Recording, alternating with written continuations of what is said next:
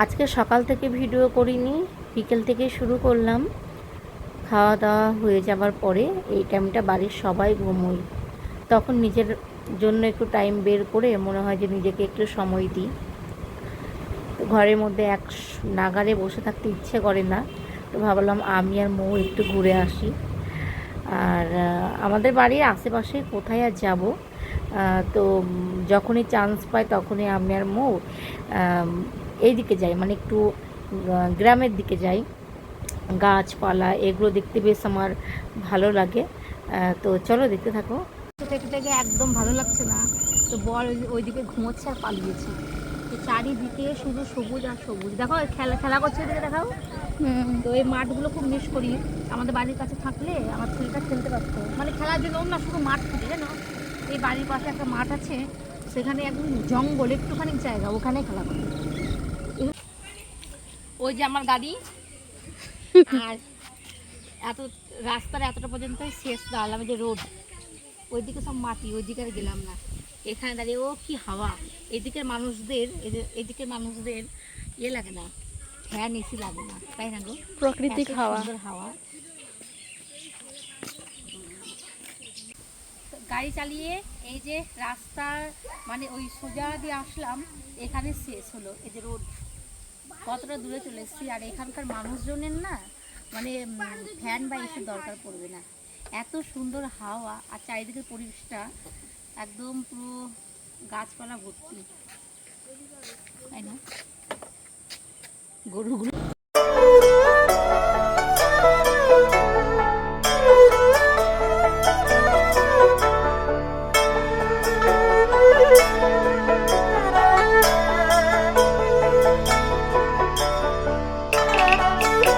চালাও, আমি বসি, পারো তো?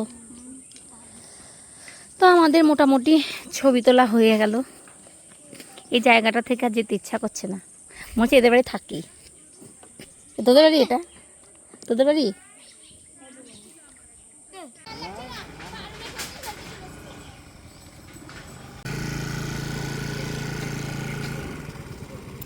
কি দারুণ! আমরা এখানে দাঁড়ালাম একটা জিনিস দেখে, সেটা হচ্ছে চাল কুমড়ো গাছে চাল কুমড়ো ধরেছে ছোট্ট। আর আমি প্রচুর শাক পাই না, ইলিশ মাছের মাথা নিয়ে আসে আমার বর, তো আমি শাক পাই না। এইদিকে কত প্রচুর শাক, পেঁপে গাছে পেঁপে ধরেছে, তো দারুণ লাগছে না? গ্রামের দিকে একটা বাড়ি করে থাকতে হবে।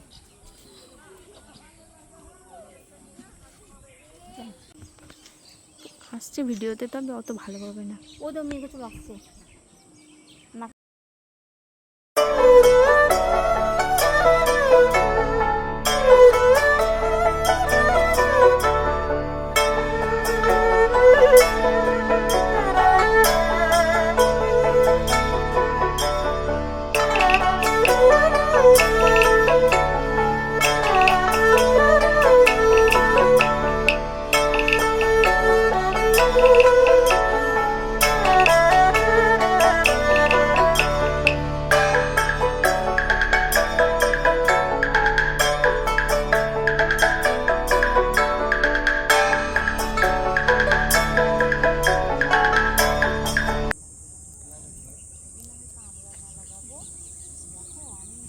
বিশাল স্রোত।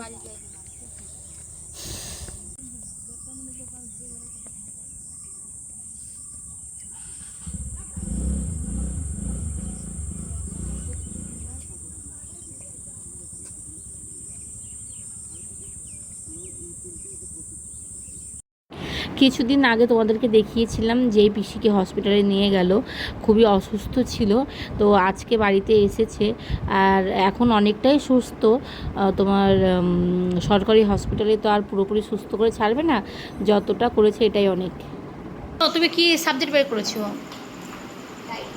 ডায়েরি না বের করে তুমি হিন্দিটা প্র্যাকটিস করো না।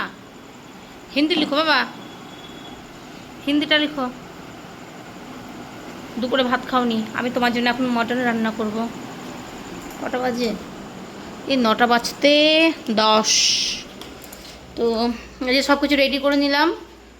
মাংস ধুয়ে নুন হলুদ লঙ্কার গুঁড়ো মাখিয়ে রেখে দিয়েছিলাম, তারপরে যে মশলা করে নিয়েছি, আদা পেঁয়াজ একটু রসুন, একটু পেঁয়াজ রসুন আর হচ্ছে টমেটো বাটা। আর এখানে আলুটাকে আমি নুন আর হলুদ দিয়ে মাখিয়ে রেখেছি, তাহলে ভাজতে গিয়ে না মানে তাড়াতাড়ি সেদ্ধ হয়ে যায় এইভাবে করলে। আর এখানে হচ্ছে কুচনো পেঁয়াজ। তো মোটামুটি সব রেডি, এখন শুধু রান্না করার পালা।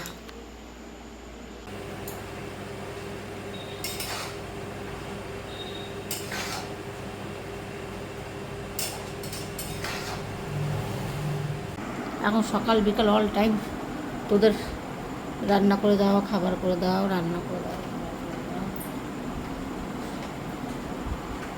মাংসটা কষানো হয়ে গেছে, আর একটু কষাবো। আর এর মধ্যে যে আলু দিয়ে দিয়েছি, আর গরম জল রেডি। তো এখন গরম জল দিয়ে একদম পুরো রেডি হয়ে গেছে।